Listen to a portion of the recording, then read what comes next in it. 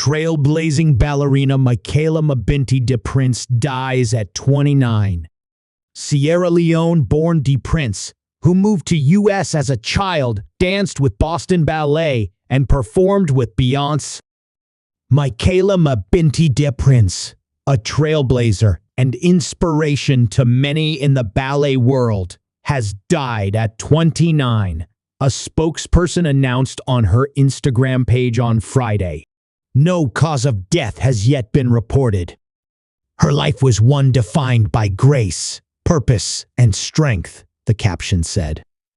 Her unwavering commitment to her art, her humanitarian efforts, and her courage in overcoming unimaginable challenges will forever inspire us. She stood as a beacon of hope for many, showing that no matter the obstacles, beauty and greatness can rise from the darkest of places. DePrince's family released a statement following the announcement of her death. "I am truly in a state of shock and deep sadness. My beautiful sister is no longer here," Mia DePrince, her sister, wrote. "From the very beginning of our story back in Africa, sleeping on a shared mat in the orphanage, Michaela, Mabinty, and I used to make up our own musical theater plays and act them out. We created our own ballets. When we got adopted, our parents quickly poured into our dreams and arose the beautiful, gracefully strong ballerina that so many of you knew her as today. She was an inspiration." Born Mabinty Bangura in Sierra Leone, DePrince was sent to an orphanage age 3 after both of her parents died in the country's civil war. At the orphanage, she experienced mistreatment and malnourishment, in part due to her having vitiligo, she told the Associated Press in 2012. "I lost both my parents, so I was there the orphanage for about a year, and I wasn't treated very well because I had vitiligo," she said at the time. "We were ranked as numbers, and number 27 was the least favorite, and that was my number, so I got the least amount of food, the least amount of clothes and whatnot."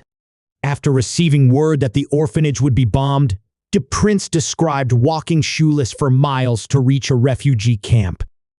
Her adoptive mother, who adopted DePrince and 2 other girls, including Mia, from the orphanage after meeting them in Ghana in 1999, said Michaela was sick and traumatized by the war, with tonsillitis, fever, mononucleosis, and swollen joints.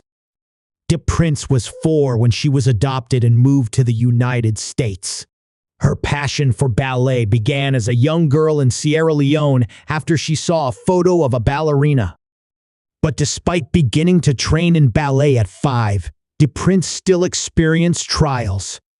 At 8, she was told America was not ready for a black girl ballerina, even though she had been selected to perform the role of Marie in The Nutcracker.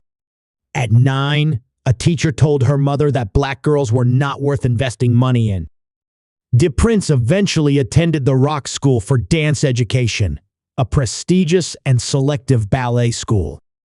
At 17, she was featured in First Position, a documentary that follows 6 dancers as they prepare for the Youth America Grand Prix. She received a scholarship to study at American Ballet Theater's Jacqueline Kennedy Onassis School of Ballet. After graduating from high school, DePrince worked at the Dance Theater of Harlem, becoming the youngest principal dancer in the theater's history. In 2012, she performed in her first professional full ballet in South Africa. The following year, she joined the Dutch National Ballet's junior company. Audiences who are unfamiliar with ballet might recognize DePrince from Beyoncé's Lemonade, in which the then 21-year-old dances wearing an old-fashioned tutu and headpiece. In 2021, she joined the Boston Ballet as a second soloist. That year, she performed the leading role in Capoeira, a ballet film. At the Boston Ballet, DePrince told reporters about how black dancers who came before her helped motivate her despite experiencing racism and xenophobia. "I'm very lucky," DePrince said at the time. "There was Lauren Anderson. I had somebody to look up to. the Houston Ballet, Heidi Cruz, the Pennsylvania Ballet when I was younger. There's also Misty Copeland. There's not a lot of us.